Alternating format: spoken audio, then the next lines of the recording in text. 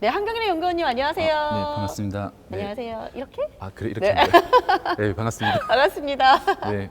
오늘 어떤 종목 가져오셨나요? 그 노바렉스라고 하는 종목이고요. 네. 우리나라에서 약간 건강기능식품 대표 생산업체라고 보시면 될 것 같아요. 2008년도에 일단 설립이 된 회사고요. 네. 그리고 많이들 알고 계시는 다양한 품목들을 이제 생산을 담당하고 있는 그런 회사로 봐주시면 될 것 같습니다. 그렇다면 저희가 딱 알만한 상품들이 있을까요? 지금 가장 핫한 브랜드로는 이제 에버콜라겐 에버콜라겐. 같은 네, 제품이 있고요. 그리고 네. 루테인.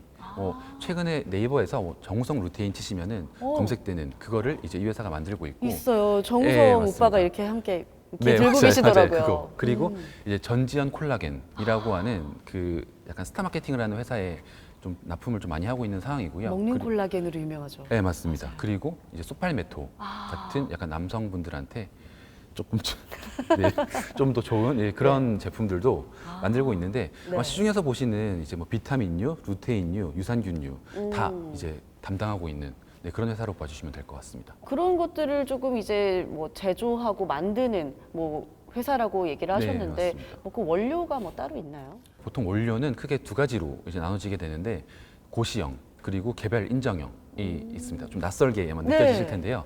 이제 고시형 같은 경우는 쉽게 말씀드리면은 이제 오픈된 원료라고 보시면 될 것 같고요. 이제 네. 건강기능식품을 만들고 싶다라고 하는 회사가 이제 시중에서 이제 가져다가 쓸 수 있는 원료로 보시면 될 것 같아요. 그래서 대표적으로는 뭐 홍삼, 그리고 비타민 이런 품목들은 다 고시형 원료로 등록이 돼 있는 사항이고요.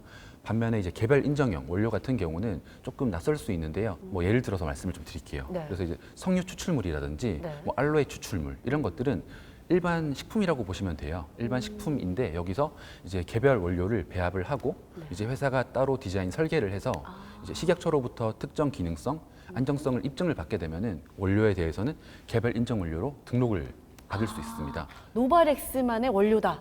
그렇죠. 예. 그래서 노바렉스는 현재 37개의 이제 개별 인정 원료를 보유하고 있는데 우리나라에서 가장 많은 원료 수를 보유하고 있는 상황이라고 보시면 될 것 같아요. 와, 그래서 우리나라에서 가장 원료가 많다. 많습니다. 나만 예. 쓸 수 있는. 그리고 그 약간 배타적인 특징으로는 6년 동안 독점적으로 그 원료를 사용할 수가 있고요. 또한 그 원료를 바탕으로 해서 50개 품목을 안 넘기면은 계속적으로 사용할 수가 있습니다. 노바렉스가 그만큼 뭐 원료에 대한 자산이 많다고 하는 건데 사실 코로나19가 좀 심해지면서 건강기능식품에 대한 관심도 굉장히 많아졌다고 볼 수 있는데 어떤가요? 수혜를 좀 입었나요? 네, 아무래도 그 작년도부터 올해까지 많이들 이제 관심을 가지시면서 궁금해하셨던 게 코로나19 때문에 실제로 시장이 좋아진 거 아니냐, 건강기능식품 시장이 조금 더 커진 거 아니냐라고 많이 물어보시고 네. 실제로 맞습니다. 특히 비타민이라든지 네. 홍삼 같은 이제 면역력에 도움을 줄 수 있는 품목들이 좀 수요가 많이 올라온 상황이고요. 그래서 시장이 더 커진 거는 일정 부분 맞다고 볼 수 있지만 네. 그러면은 코로나19라고 하는 이제 이런 외부 변수가 없었다고 했을 때 성장이 안 나왔겠냐라고 하면은 또 그거는 아니라고 말씀드리고 싶어요. 왜냐하면 코로나19가 터지기 이제 전인 19년도까지만 하더라도 우리나라에서 연평균 약 7에서 8%의 이제 고성장이 계속 나오고 있던 상황이었고요. 다만 이 시장은 특징적인 게 아직까지 수출 중심이 아니라 이제 내수 기반으로 형성이 되어 있는 시장이에요. 그럼에도 불구하고 그 정도의 성장률이 나온다는 거는 네. 꽤 높은 성장이 나오고 있는 그런 산업이라고 말씀드릴 수 있을 것 같고요. 네. 과거에도 2009년도에 신종플루, 2015년도에 메르스 같은 이제 국가적인 그 전염병이 나왔을 때도 물론 그 해에도 이제 시장은 커졌지만 그게 완화되고 나서 그 이후에도 꾸준히 시장 성장은 해왔습니다. 따라서 뭐 올해 하반기 내년도 뭐 코로나19가 조금 완화된다라고 보면은 네.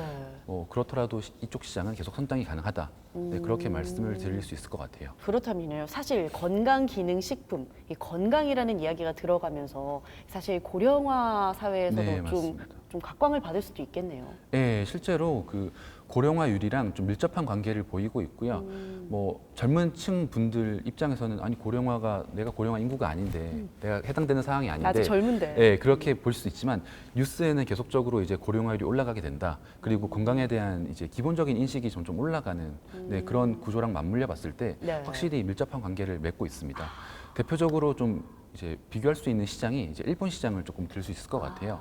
이제 일본에서는 아무래도 우리나라보다 더 빠르게 고령 사회로 진입을 했었는데 네. 이제 1994년도에 일본에서는 고령 사회에 진입을 이제 시작을 했고요. 그때 이후에 일본 건기식 시장 은 이제 연평균 거의 10% 중반이 넘어가는 고성장을 보였습니다. 근데 많이들 아시겠지만 1990년도, 2000년도에는 일본의 경제가 그렇게 호황이 아니었죠. 맞아요. 사실 잃어버린 10년이라고 하는 굉장히 불황 구간이었는데 그 시장만큼은 건기식 시장만큼은 계속적으로 성장을 해왔고요.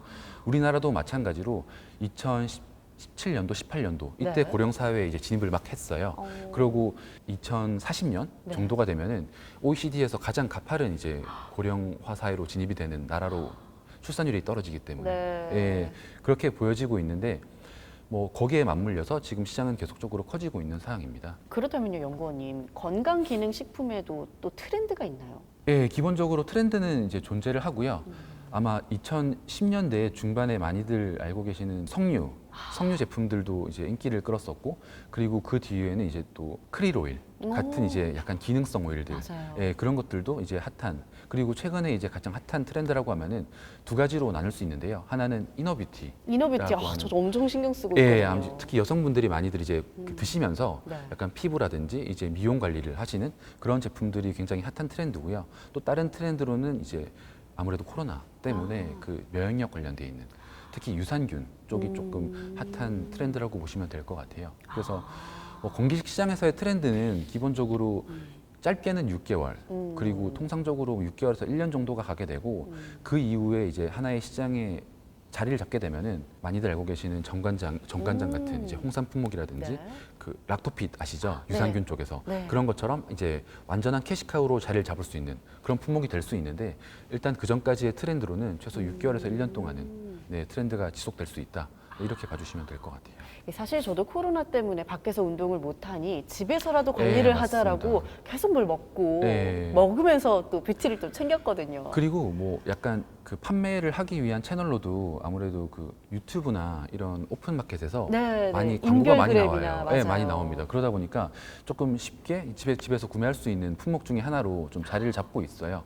그리고 과거에는 이제 40대, 50대 이상 분들이 많이 구매를 하셨다라고 하면은 네. 지금은 뭐 20대, 30대까지 많이 그 연령층이 내려오는 것도 이제 시장이 커지는 하나의 그런 축으로 보시면 될 것 같아요. 그렇다면 이 노바렉스 향후 전망 어떻게 보시나요? 우선 향후 전망은 이제 이 회사는 말씀드린 것처럼 건강기능식품을 브랜드로 판매를 하는 회사는 아니고요. 이제 생산을 담당을 하는 회사인데 서두에 말씀드린 것처럼 생산 품목이 굉장히 다양합니다. 그래서 뭐 특정 품목이 시장에서 핫하고 특정 품목은 핫하지 않다고 하더라도 이 회사는 모든 걸 다 취급할 수 있는 그런 생산 능력을 보유하고 있기 때문에 우리나라 시장이 커짐과 동시에 좀 같이 동반적인 수혜를 볼 수 있는 회사로 말씀을 드릴 수 있을 것 같고요. 또한 추가적으로 그 이 회사가 올해 중순 이제 7월부터는 본격적으로 신규 공장에 대한 증설이 네, 돌아가기 시작을 하고 있을 거예요. 그러면은 기존에는 이제 오창 쪽에서 네, 생산 공장을 두고 있었는데 이제 신규의 오송 쪽에 네, 공장을 두고 있고요. 기존 공장의 배 이상 사이즈로 이제 또 생산 능력이 확대가 됩니다. 그러면은 이제 향후 2, 3년 이상의 네. 또 중장기적인 네, 먹거리를 가질 수 있는 네, 그런 생산 체계를 구축했다고 보시면 될 것 같아요. 공장도 증설했지, 뭐 소비하는 연령층도 시장도 낮아졌지, 커지고. 네, 게다가 맞습니다. 지금 뭐 고령화 사회로 앞으로 전망도 좋지. 너무 좋은 얘기들이 많지만 사실 저희가 또 네. 우려해야 될 부분 분명히 있을 것 같아요. 또 어떤 점을 또 저희가 짚고 넘어가야 될까요? 코스닥에서 이제 편성돼 있는 중소형주인데 대형주에 비해서는 조금 주가의 변동성이 더 클 수 있다라고 말씀을 드릴 수 있을 것 같아요. 일별의 주가 흐름은 조금 위아래로 변동성은 아무래도 있을 수 있다. 네, 아무래도 코스피보다 코스닥이 조금 더 변동성이 크잖아요. 맞아요. 네, 그런 측면에서 좀 봐주시면 될 것 같고요. 다만 제가 이번에 그 많은 중소형주 중에서 이 노바렉스라는 종목을 말씀드리는 이유는 그나마 네. 조금 더 안정적으로 투자가 가능한 종목과 이제 산업군이라고 보고 있어요. 과거 18년, 19년도 이후에 주가 흐름을 한번 보시면은 네. 꾸준히 주가가 우상향하는 흐름을 보이고는 있습니다. 네. 꾸준히. 일별로는 주가의 변동성은 크게 자리를 잡고 있지만 네. 이거를 주별, 월별로 보면은 꽤 안정적으로 주가가 우상향을 하고 있거든요. 그래서 지금 기준으로 봤을 때 네. 2022년도, 23년도가 되면은 충분히 지금보다는 더 높은 레벨에 올라와 있지 않을까. 네, 그런 차원에서 조금 더 안정적인 가치 투자가 가능한 네, 산업군 종목이라고 말씀드릴 수 있을 것 같아요. 주가 전망까지 함께 해주셨는데 아무래도 중장기적으로 좀 오래 보면 더 좋겠다라고 네, 말씀하신 맞습니다. 거죠. 네. 알겠습니다. 오늘 이렇게 한경래 연구원님과 함께 노바렉스 이렇게 알아봤는데요. 다음번에도 또 재미있는 종목 저희가 선택해서 찾아오도록 할게요. 한 주에 하나씩 종목에 대해 알아보는 종목 탐구 생활. 아쉽지만 여기서 인사드리도록 할게요. 그럼 여러분 안녕. 구독과 좋아요는 사랑입니다.